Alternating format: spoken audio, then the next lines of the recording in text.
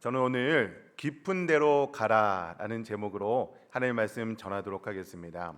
한 큰 병원에서 30년 이상 의사로서 활동했던 분이 계십니다. 이분은요, 환자분이 와서 몇 마디 질문을 하고 대답을 듣다 보면 이분이 어디가 아픈 건지, 질병의 원인이 무엇이고 어떤 병인지 정확하게 짚어내는 베테랑 의사였습니다. 그런데 어느 순간부터 이 베테랑 의사분이 몸이 안 좋아지기 시작하는 거예요. 계속해서 피곤하고 잠도 이루지 못하고 살이 점점 빠지는 겁니다. 그러면 의사라면 나도 좀 진료를 받아봐야겠다라고 생각할 것 같은데, 본인이 의사니까 내 질병은 내가 제일 잘 알아 그러면서 다른 분에게 진료나 검사를 받지 않고 그냥 피곤해서 그래, 그냥 좀 쉬면 될 거야, 이렇게 생각하면서 시간을 보냈습니다. 그러다 몸이 점점 안 좋아지니까 결국에는 다른 의사를 찾아가서 진료를 받았는데, 그때는 이미 좀 늦었던 때라고 합니다. 여러분, 이렇게 다른 사람의 병은 그렇게 정확하게 짚어내면서 왜 이렇게 자신의 질병은 발견하지 못했을까요? 저는요, 나는 다 안다라는 생각에 함정이 빠졌기 때문이라고 생각합니다. 내가 의사니까 내 몸은 누구보다 내가 제일 잘 안다 라고 하는 그 생각 때문에 자신의 질병조차도 발견하지 못했다는 겁니다. 여러분, 우리의 인생도 마찬가지 아닙니까? 우리가 인생을 살아가다 보면 여러 가지 경험을 하십니다. 또 지혜가 쌓이고 그러면서 내 인생에서 가장 중요한 것을 보지 못하는 경우가 있다는 거예요. 여러분, 우리가 내 인생에서 경험이 쌓이고 내 신념이 쌓이다 보면 결국에는 가장 중요한 것, 하나님께서 우리에게 말씀하시는 그 말씀을 듣지 못할 때가 있다는 겁니다. 여러분, 오늘 본문에는요, 평생 그런 인생을 살아왔던 한 인물이 등장을 하는데요, 바로 갈릴리 호수에서 평생 고기를 잡아왔던 베테랑 어부인 시몬 베드로입니다. 저는 오늘 말씀을 통해서 여러분의 인생 가운데 내 경험과 상식을 내려놓고 오직 말씀에 의지하여서 그 말씀에 순종하는 저와 여러분 되시기를 주님의 이름으로 간절히 축원드립니다. 우리 첫 번째 말씀은요, 내 경험을 내려놓고 말씀의 깊은 곳으로 나아가십시오. 오늘 본문의 상황을 보시면 예수님께서 게네사렛 호숫가에 서 있다라고 말씀하십니다. 여기서 게네사렛 호숫가는요, 다른 말로 갈릴리 호수 혹은 디베라 바다, 이렇게 같은 장소를 다르게 표현하는 장소이기도 합니다. 예수님께서 이렇게 디베레아 호수, 갈릴리 호수에 서 있는 거예요. 근데 예수님의 소문을 듣고 많은 사람들이 예수님의 말씀을 듣기 위해서 몰려드는 상황입니다. 이렇게 많은 사람들이 몰려드니까 예수님께서 어떻게 하시냐면 한 배에 올라가시는 것을 보게 되는데, 그 배는 베드로가 타고 다녔던 배였습니다. 그럼 베드로에게 배는 어떤 곳이었을까요? 베드로에게 배는요, 삶의 터전이었습니다. 먹고 사는 현장이 바로 베드로의 배였습니다. 여러분, 하나님의 말씀은요, 예수님께서는 회당에서만 말씀을 전한 것이 아니에요.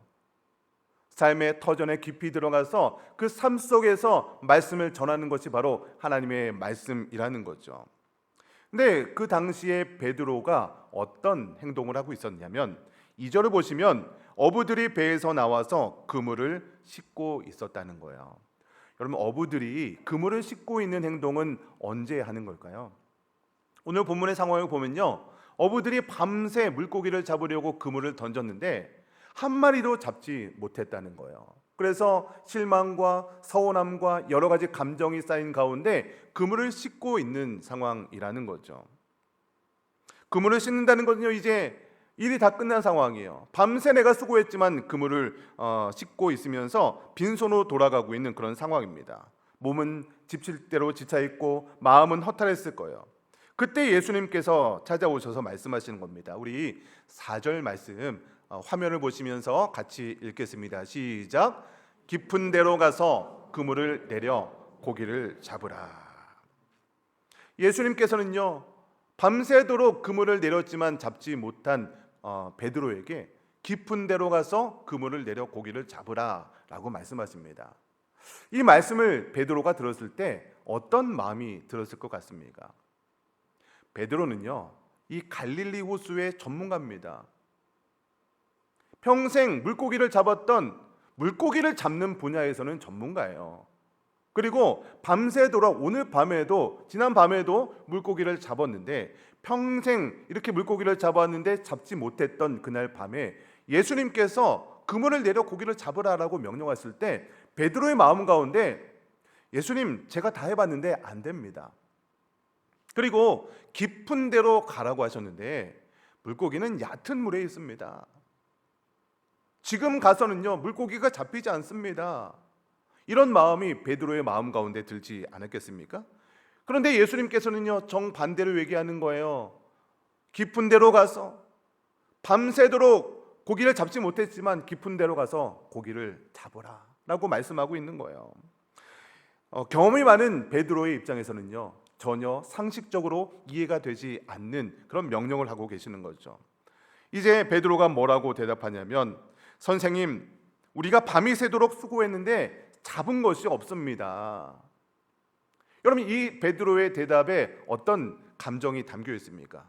예수님, 아무리 예수님께서 명령하셔도 내가 이 바다의 전문가입니다. 내가 물고기 잡는 데는 도사입니다. 내가 베테랑입니다. 내가 다 해봤는데요, 예수님 아무리 그렇게 명령하셔도 안 됩니다. 나 밤새도록 물고기 잡아봤습니다.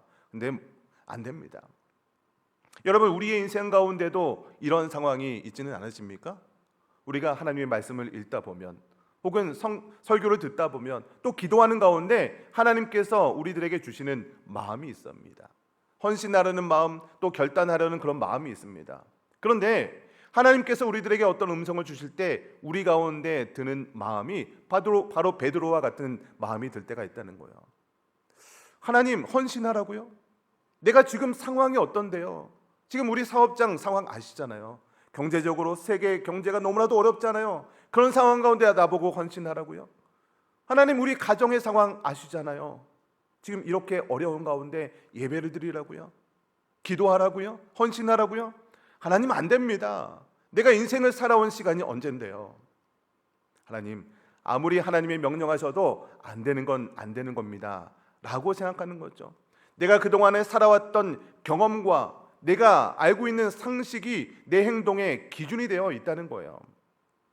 여러분, 우리가 똑같은 행동을 하면 우리의 미래는 어떤 결과가 나올까요? 똑같은 행동을 하면 똑같은 미래가 결정되는 거예요.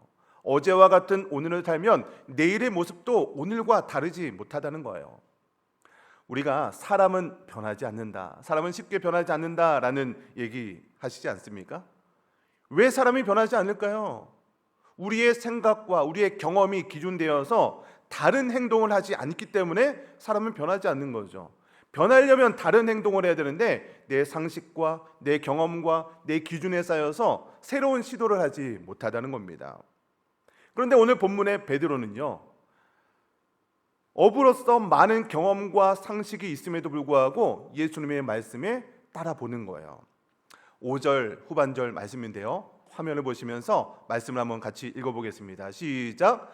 말씀에 의지하여 내가 그물을 내리리이다. 말씀에 의지하여 라는 뜻이 무엇이냐면 하나님의 말씀 위에 서 있다라는 뜻입니다. 그동안에는 내 경험과 내 삶 위에 있어서 행동했는데 이제는 말씀 위에 서서 그물을 내려보겠다라고 선언하고 있는 거죠. 여러분, 예수님의 명령은요, 베드로의 상식과 베드로의 경험으로는 도저히 말도 안 되는 명령입니다. 그런데 예수님이 말씀하시는 거니까, 그래, 이거는 상식적으로 이해가 안 되는 행동이고 그렇게 해서는 안 되는 행동인데 예수님께서 말씀하시니까, 그래, 속는 셈 치고 한번 순종해 보자. 내가 밤새도록 그물을 내렸는데 고기가 한 마리도 잡지 못했지만 예수님께서 말씀하시니까, 그래, 한번 그물 내려보자. 하나님께서 명령하신 그 말씀에 내 상식과 내 경험으로는 이해가 안 되지만 하나님의 말씀이니까 그 말씀 위에 서서 내 경험을 내려놓고 그 말씀에 순종해보는 겁니다. 여러분, 이것이 바로 믿음이라는 거예요. 믿음이라는 것은요, 내 상식으로 다 이해된 다음에 행동하는 것이 아니에요. 내 경험과 내 상식과 이성적으로 이해가 안 되지만 하나님께서 말씀하시니까 말씀에 의지하여서 말씀을 믿어보고 그 말씀에 순종해서 한번 행동해보는 거죠. 이것이 바로 믿음이라는 거죠. 여러분, 그런데 우리는 어떻습니까? 하나님께서 어떤 말씀을 하시면 이해가 되지 않기 때문에 안 됩니다. 상황이 되지 않기 때문에 안 됩니다. 우리는요, 우리의 환경과 우리의 경험과 우리의 상식 수준을 너무나도 신뢰하는 것 같아요. 내가 생각하기에 아무리 해도 안 됩니다. 하나님, 이거 다 해봤는데 안 됩니다. 하나님, 내가 아무리 많이 생각해봤지만 이건 도저히 되지 않습니다. 하나님께서 말씀하셨음에도 불구하고 내 경험과 내 판단에 의지해서 하나님의 말씀조차도 순종하지 못하는 것이 우리의 모습 가운데도 있다는 겁니다. 여러분, 신앙은요, 내가 이해 안 돼도 하나님께서 기쁜 대로 가라라고 명령하셨을 때 그 말씀에 순종해보는 거예요. 물론 쉽지 않습니다. 그러나 한번 하나님께서 명령하셨으니까 그래, 내가 하나님 말씀이니까 순종해보자, 이렇게 도전하는 겁니다. 도전하다가 실패할 수도 있어요. 다시 유혹에 넘어질 수도 있습니다. 그러나 신앙생활이 성장하는 그 모습은요, 어제와 동일한 행동을 하는 게 아니에요. 내 경험에 의지해서, 내 상식에 의지해서 내가 여태까지 행동했던 그 방식 그대로 하는 것이 아니라 하나님께서 깊은 대로 가라, 내 상식으로는 아니지만 말씀에 순종해 보는 것이 바로 신앙생활의 의미를 믿으시기를 주님의 이름으로 축원드립니다. 여러분, 이렇게 깊은 대로 가는 것, 하나님의 말씀에 순종하는 것, 혼자 가기에는 참 쉽지가 않습니다. 우리가 주일 예배 가운데 또는 기도하는 가운데 말씀을 읽는 가운데 하나님께서 어떤 마음을 주실 때가 있어요. 결단을 촉구할 때가 있습니다. 그래, 내가 오늘 목사님께서 이렇게 말씀하시니까 내가 그 말씀대로 일주일 살아봐야지, 마음속으로 결단합니다. 그런데 월요일날 삶의 현장 가운데 들어가면 어떻게 됩니까? 너무나도 바쁘고 분주한 삶의 치열한 현장 가운데 있다 보니까 주일날 결단했던 그 마음은 온데간데 사라지고 바쁜 일상 가운데 일주일이 금방 지나가는 거예요. 그리고 다시 주일날 예배 자리에 앉아서 하나님, 내가 부족하고 연약합니다. 하나님, 또다시 말씀 가운데 은혜 주시면 그래, 그렇게 살아야지 라는 그런 생활이 계속해서 반복된다는 거예요. 여러분, 왜 이런 일이 반복될까요? 그냥 주일날 예배 드릴 때 말씀 가운데 좋은 느낌으로만 끝나기 때문입니다. 여러분, 하나님께서 말씀하신 건요, 그 말씀을 가지고 내가 치열하게 살아보려고 결단하는 그런 삶의 치열한 현장이 있어야 되는 거예요. 하나님의 말씀을 곱씹어보고 그 말씀 가지고 씨름해보는 그런 현장이 있어야 된다는 거예요. 그 말씀을 놓고 내가 어떻게 하면 이 말씀을 지킬 수 있을까 한번 결단해 보기도 하고 그 말씀을 나눠보려고 서로 노력하는 그런 자리가 있어야 된다는 거예요. 여러분, 오늘 오후 예배 시간이 다락방 소그룹 올해 처음 시작하는 날입니다. 다락방 소그룹에서 이런 나눔의 현장이 있는 거예요. 내가 한번 믿음으로 결단하는 시간이고요, 오늘 말씀을 가지고 서로 나눠보고 이렇게 살아보겠다라고 결단하고 이렇게 하는 현장이 바로 다락방 소그룹의 현장이라는 겁니다. 목사님, 삶의 현장은 그렇게 녹록하지 않아요. 내가 그냥 말로 해보고 말로 결단해본다고 뭐가 바뀔까요? 바뀌지 않습니다. 여러분, 그런데 우리 사람의 말에는요, 놀라운 능력이 있습니다. 하나님께서 태초에 천지를 창조하실 때 뭐로 창조하셨습니까? 말씀으로 창조했습니다. 빛이 있으라 말씀하실 때 빛이 생겼습니다. 여러분, 말씀이 육신이 되어 이 땅 가운데 오시는 분이 바로 예수 그리스도죠. 저와 여러분은요, 하나님의 형상대로 지음받은 존재입니다.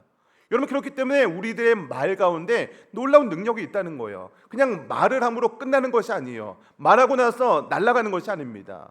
여러분, 잠언 말씀을 보면요, 한번 같이 한번 읽겠습니다. 시작. 죽고 사는 것이 혀의 힘에 달렸나니. 여러분, 우리들의 말에 놀라운 능력이 있다는 거예요. 하나님의 말씀에 능력이 있는 것처럼 하나님의 형상대로 지음받은 저와 여러분에게는요, 말에 놀라운 능력이 있는 거예요. 말로 선포하는 게 능력이 있습니다. 여러분, 우리가 말로 선포하는 것에 우리의 먹고 죽고 사는 것이 혀의 힘에 달렸다라고 말씀하고 있지 않습니까? 여러분, 그런데요, 우리가 선포하는 것조차도 하지 못합니다. 내가 지키고 안 지키고는 나중 문제고요, 입으로 선포하는 것조차도 두려워하는 것을 보게 된다는 거예요. 여러분, 예수님께서 명령하실 때, 깊은 데로 가라라고 명령하실 때, 예수님 그거 안 됩니다, 내가 다 해봤는데 안 됩니다, 이렇게 입으로 우리의 삶을 저주하는 것이 아니라, 하나님, 예수님, 내가 밤새도록 그물을 내려봤지만 주님께서 명령하시니까 내가 하나님의 말씀에 의지해서 그 말씀에 순종해 보겠습니다 라고 순종할 때 여러분의 인생이 하나님께 놀랍게 쓰임받는 인생 되시기를 주님의 이름으로 간절히 축원드립니다. 두 번째는요, 찢어지는 그물이 아니라 복을 주시는 주님께 엎드리십시오. 여러분, 베드로는요 예수님의 말씀에 순종했습니다. 그렇게 순종했을 때 어떤 일이 벌어졌을까요? 6절 말씀을 보니까 그물이 찢어질 정도로 고기가 많이 잡혔다라고 기록하고 있습니다. 7절 말씀을 보면요, 이 고기가 혼자 배로는 잡을 수 없으니까 옆에 있는 동료의 배에게 도움을 청해서 같이 잡았는데 그 배가 가라앉을 정도로 고기가 많이 잡혔다라고 기록을 하고 있어요. 여러분, 밤새도록 고기를 잡으려고 노력했던 사람들입니다. 똑같은 어부들이요, 똑같은 바다에서 똑같은 그물을 내렸습니다. 그런데 결과가 완전 다르지 않습니까? 여러분, 뭐가 다릅니까? 그 전에는요 자신의 힘을 의지해서 자신의 경험으로 그물을 내렸다면, 지금 그물을 내리는 것은요 예수님께서 말씀하셨기 때문에 말씀에 의지해서 그물을 내린 것 말고 다른 것이 전혀 없습니다. 이렇게 예수님께서 말씀하신 그 말씀에 의지해서 그물을 내렸을 때 빈 그물이 찢어지는 그물로 변화가 되었다는 거예요. 여러분, 해밍웨이가 쓴 노인과 바다라는 소설이 있습니다. 그 소설의 주인공의 이름이 산티아고예요. 우리 도시 이름과 동일하죠. 이 늙은 어부가요 84일 동안 고기를 잡으려고 열심히 돌아다녔는데 한 마리도 고기를 잡지 못합니다. 그런데 홀로 먼 바다로 가서 운행을 하다가, 항해를 하다가 자기보다 훨씬 큰 물고기를 만나게 됩니다. 그 물고기를 잡으려고 사흘 밤낮으로 죽을 힘을 다해 싸워서 마침내 그 물고기를 잡게 됩니다. 얼마나 기쁘겠어요. 그동안에 물고기 한 마리 못 잡다가 엄청나게 큰 물고기를 잡은 거예요. 이 산티아고가요 집으로 돌아오는 길에, 기쁨을 가지고 돌아오는 길에 상어를 만납니다. 상어가 그 커다란 물고기의 살점을 계속해서 뜯어먹는 거예요. 그래서 집으로 돌아왔을 때는요 앙상한 뼈만 남은 그 물고기만 남겨놓고 집에 돌아오게 됩니다. 여러분, 저는 이 이야기를 들으면서 이 이야기가 우리의 인생은 아닐까 생각을 하게 됩니다. 여러분, 우리가 인생을 살아갈 때 얼마나 치열한 인생을 살아가십니까? 사업장에서 사업을 운영하기 위해서 얼마나 많은 노력을 하십니까? 내 자녀들을 양육하고 또 인생을 살아가기 위해서 얼마나 많은 노력을 하십니까? 그런데 그 수고의 결과가 무엇입니까? 수고의 결과가 앙상한 뼈만 남은 그런 경험을 하지 않습니까? 여러분, 바로 베드로가 밤이 새도록 수고하였을 때 잡은 것이 없다라는 고백이 바로 이런 고백이라는 거예요. 여러분, 말씀에 순종하는 자리는 다릅니다. 내가 수고하는 것 필요하죠. 그러나 말씀에 순종하고 나아갔을 때는요 완전히 다른 결과가 나온다는 겁니다. 말씀 한마디에 순종했을 때 그물이 찢어지도록 그런 놀라운 기적이 벌어지는 것을 보게 됩니다. 여러분, 복이라는 것은요 내가 쥐어짜내어서 얻는 것이 복이 아닙니다. 복은요 하나님께서 부어주시는 것, 무한한 복을 주시는 분이 부어주실 때 그것이 진정한 복이라는 거예요. 여러분, 이런 복이 내렸을 때 오늘 본문에 중요한 장면이 하나 나옵니다. 베드로가 이렇게 엄청난 물고기를 잡으면서 만선의 기쁨을 경험했을 때 베드로가 어떻게 반응합니까? 우리 8절 말씀 화면을 보시면서 같이 읽겠습니다. 시작. 주여, 나를 떠나소서, 나는 죄인이로소이다. 그럼 베드로는요 어부였어요. 그 전날 밤에 물고기를 잡으려고 그렇게 노력했는데 한 마리도 잡지 못했습니다. 그랬는데 지금 물고기가, 그물이 찢어질 정도로 많은 물고기를 잡았을 때 어부로서 얼마나 기쁘겠어요. 만선을 이뤘습니다. 그러면 이 물고기를 보면서 기뻐하고 파티를 하고 춤을 춰도 모자랄 판에 베드로가 어떻게 반응한다고요? 주여 나를 떠나소서 나는 죄인이로소이다. 여러분, 베드로는요 왜 이렇게 반응했을까요? 베드로가 어부로서 이렇게 기쁨에 충만한 그런 상황 가운데 있어야 될 것 같은데 왜 베드로는 나는 죄인입니다 라는 고백을 했을까요? 베드로는요 이 순간 깨달은 겁니다. 자기가 어떤 사람이었는지를. 평생 자신은 나의 경험으로 인생을 살아왔던 사람이라는 것을 이 순간 깨닫게 된 거예요.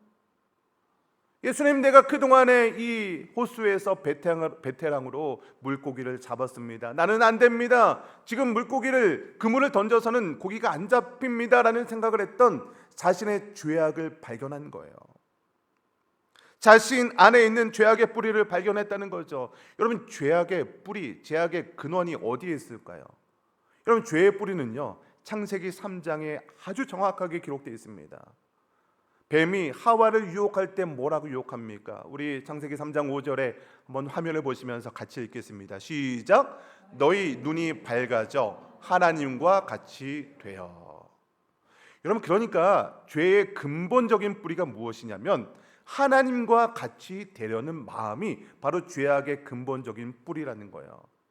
내가 내 인생의 주인 되어서, 내가 내 인생의 하나님이 되어서 내가 내 마음대로 살고 싶은 마음, 다른 게 죄가 아니라요, 내가 내 인생의 주인이 되어서 내 경험과 내 상식과 내 이성의 그 기준 삼아서 내 인생을 살아가려고 하는 그 마음이 바로 죄악의 근본적인 뿌리라는 거예요. 내 인생의 주인이 되어서 내가 다 안다고, 내가 맞다고 생각하면서 주님을 바라보지 못하는 것이 바로 죄의 뿌리라는 거죠. 여러분, 그런데요 진짜 복이 무엇인지 아십니까? 만선을 바라보면서 물고기의 정신이 팔린 것이 아니라 만선을 주신 그 주님을 바라보는 것이 진정한 축복인 줄 믿으시기 바랍니다. 여러분, 그런데 우리가 여기서 오해하지 말아야 될 것이 있습니다. 그냥 우리 인생에 주어지는 복은 그럼 필요 없는 건가?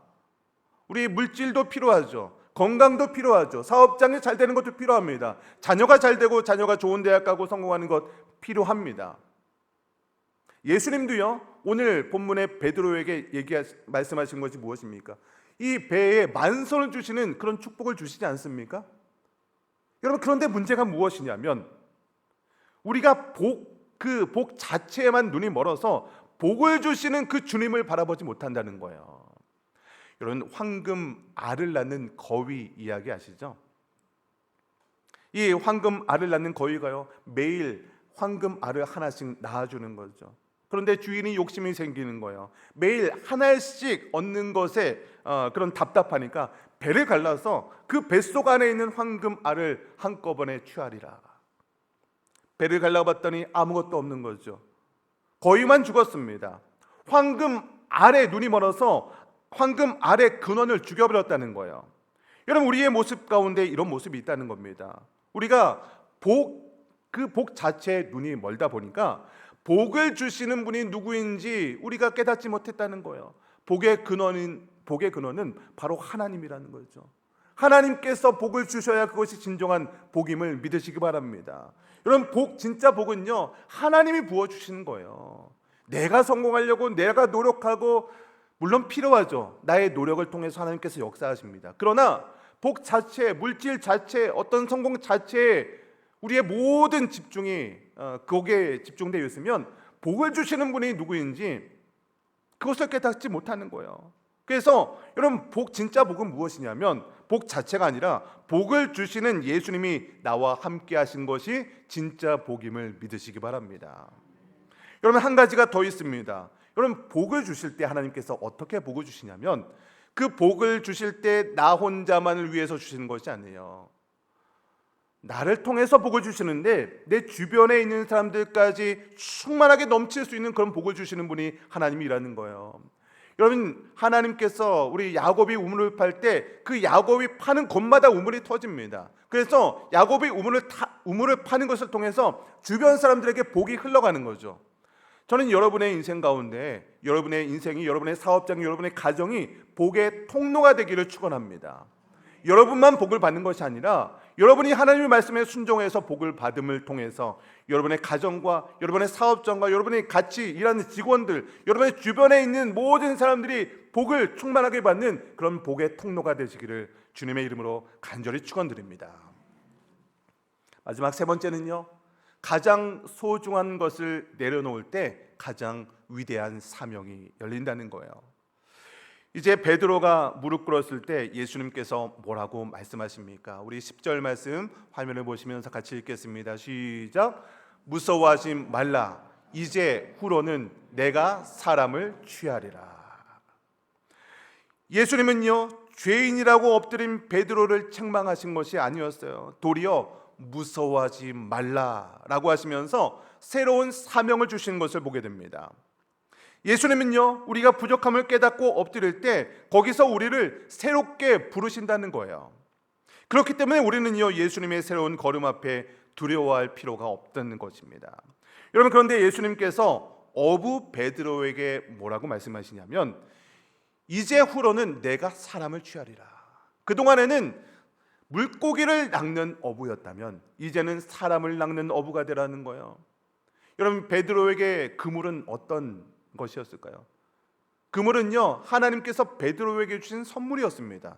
그 그물을 통해서 물고기를 낚는 그 재능을 통해서 그동안 베드로가 먹고 살고 그렇게 살 수 있었던 그 선물로 주신 것, 재능으로 주신 것이 바로 그물이었습니다.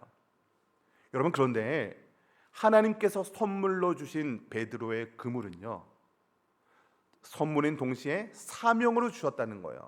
그동안에는 베드로가 자신의 어떤 가족과 어떤 먹고 살기 위해서 그 그물을 사용하였다면 이제 예수님의 말씀에 순종하고 그렇게 나아갔을 때 그 동일한 선물을 사명으로 바꿔주시는 것을 보게 됩니다. 이제는 그 그물을 가지고 물고기만 낚는 것이 아니라 사람을 낚는 사람이 되어라라고 그 동일한 선물을 가지고 사명으로 바꿔주시는 것을 보게 됩니다.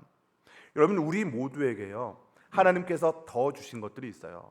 어떤 사람에게는 물질을 더 주시고, 어떤 사람에게는 건강을 더 주시고, 어떤 사람에게는 재능을 주시고, 어떤 사람에게는 사업체를 주시고, 어떤 분들에게는 시간이라는 그런 여유를 더 주시는 것을 보게 됩니다. 여러분, 그런데 하나님께서 여러분에게 더 주신 것, 그 더 주신 것들이 바로 베드로의 그물이라는 거예요. 그 그물을 가지고 나만을 위해서 사용한다면 어떤 인생을 살아가게 될까요? 이것을 지키려고 끝없는 노력을 해야 됩니다. 내 것을 지켜야 되니까. 여러분, 이 세상은요, 유한한 자원을 가지고 있는 세상이죠. 그래서 내가 더 성공하고 내가 더 잘 살려면 자원은 한계가 있으니까, 자원은 한정이 있으니까 남의 것을 착취해야 됩니다. 내가 더 잘 살고 내가 더 부자가 되려면 남과 경쟁해서 밟고 일어서야 내가 성공하는 거죠. 내가 잘 되려면 내가 더 많이 가져야 되고 상대적으로 다른 사람은 적게 가져야 됩니다. 그러다 보면 우리의 인생이요, 내 것을 지키기 위한 그런 노력을 하다 보면 불안한 거죠. 내가 더 가져야 됩니다. 더 이루지 못하면 미래가 너무나도 불안한 거예요. 더 가졌으면 어떻게 합니까? 이것을 지키려고 또 두려워하는 거죠. 다 누려봐도 이것이 다가 아니라는 허무한 인생을 살아가게 된다는 겁니다. 여러분, 그런데 하나님께서 나에게 더 주시는 것을 가지고 하나님 나라를 위해서 사용하면 어떤 마음이 들까요? 내 것을 가지고, 하나님께서 나에게 주신 것을 가지고 하나님 나라를 위해서 사용할 때 하나님께서는요, 세상에 줄 수 없는 놀라운 평안함과 그런 은혜를 우리 마음 가운데 주신다는 거예요. 여러분, 여러분의 기도의 제목이 응답받는 것 중요하죠. 그런데요, 그것보다 더 놀라운 축복은요, 하나님께서 우리가 그런 인생을 살아갈 때 우리의 마음과 생각을 지켜주신다는 거예요. 여러분, 현대인들의 가장 큰 그런 아픔이 무엇입니까? 스트레스 아닙니까? 내 것을 지키려고 발버둥 치고 내 것을 움켜쥐려고 할 때 그런 세상에 많은 스트레스의 원인이 되지 않습니까? 그런데 내 것을 하나님께 드리는 거예요. 그랬을 때 하나님께서요, 우리들 가운데 주시는 것이 세상이 줄 수 없는 평안임을 믿으시기 바랍니다. 여러분, 그렇게 그물을 주신 그 베드로가 사명으로 바뀌었을 때 베드로의 인생이 어떤 인생이 될까요? 그물을 버렸을 때 어떤 인생이 될까요? 여러분, 예수님께서 이렇게 얘기했을 때 베드로가 어떻게 얘기하냐면 모든 것을 버려두고 예수님을 따르는 것을 보게 됩니다. 여러분, 모든 것을 버려두고 라고 하는 거예요. 모든 것을 버려두고. 베드로가 그동안 갖고 있었던 배도 버리고요, 그물도 버립니다. 여러분, 이 말씀을 들으면 어떤 마음이 드십니까? 아, 예수님 믿으면, 은혜 받으면 나에게 있는 모든 것들 다 버려야 되는구나. 교회에 다 갖다 바쳐야 되는구나. 교회만 좋은 거 되는구나. 나는 이제 쫄쫄 굶어야 되는구나. 이제 교회 열심히 나오면 안 되겠구나. 여러분, 그게 아니라는 거예요. 여러분, 예수를 믿고 사명을 받으면 다 버리라는 것이 아닙니다. 내가 가진 것을 다 갖다 버리라는 것이 아니에요. 방향을 전환하는 것, 방향을 전환해야 된다는 거예요. 제가 오후 예배 때 한번 이런 예화를 든 적이 있습니다. 여러분, 우리가 서울역에서 기차를 타고 부산을 가려고 기차를 탔어요. 서울에서 부산을 가는 기차를 탔습니다. 그런데 한참 가다가 안내 방송이 나오는 거예요. 이 열차는 강릉행 열차입니다. 강릉행 열차입니다. 여러분, 어디 간다고 했어요? 부산에 가려고 열차를 탔는데 지금 열차를 잘못 탄 거죠. 반대 방향으로 가는 강릉의 열차를 탄 것을 깨달은 거예요. 그러면 머리로 깨달았죠. 아, 내가 기차를 잘못 탔구나.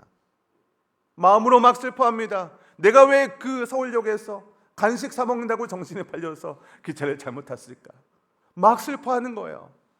그러면서 슬퍼하면서 강릉의 열차를 계속 타고 있는 거예요. 그러면 부산에 갑니까? 강릉에 갑니까? 부산 가요? 강릉 가요? 원래 어디 가려고 했습니까?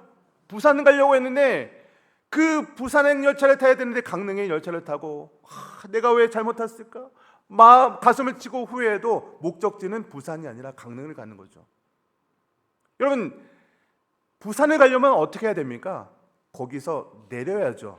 잘못된 것을 깨달았을 때 그 열차에서 내려야죠. 그런데 내가 여태까지 온 거리가 얼만데 아까워서 어떻게 내려? 내가 여태까지 달려온 거리가 오는 시간이 얼만데 시간 아까워서 어떻게 해? 그렇게 계속해서 시간과 거리가 아까워서 그 열차에, 강릉행 열차에 몸을 담고 있으면 우리가 가는 목적지는 다른 데로 가는 거죠. 여러분, 이것이 바로 모든 것을 내어놓는다는 의미입니다. 내가 여태까지 잘못된 방향으로 걸어가고 있었으면, 내 인생이 잘못된 방향으로 나아가고 있었다면 그것을 내려놓는 거예요. 그것이 가장 빠른 길이죠. 그것이 가장 옳은 길이죠. 그것이 가장 올바른 길로 나아가는 것이죠. 여러분, 베드로가 내 모든 것을 내려놓는다는 것이 바로 이런 의미입니다. 방향을 전환하는 거예요. 내가 그동안의 삶을 살아가고 있었던 방향이 잘못된 것을 깨달았다면 이제는 그 방향을 전환해서 하나님 나라를 위해 사용되는 그런 인생을 살아가는 겁니다. 여러분, 그래서 여러분의 인생이 어떤 인생입니까? 여러분, 이 세상에 왜 살고 계십니까? 한번 이런 고민 해봐야 되지 않겠습니까? 하나님께서 여러분에게 이 땅에 살아갈 수 있도록 건강도 주시고 물질도 주시고 여러 가지 또 사업체도 주시고 이렇게 살아갑니다.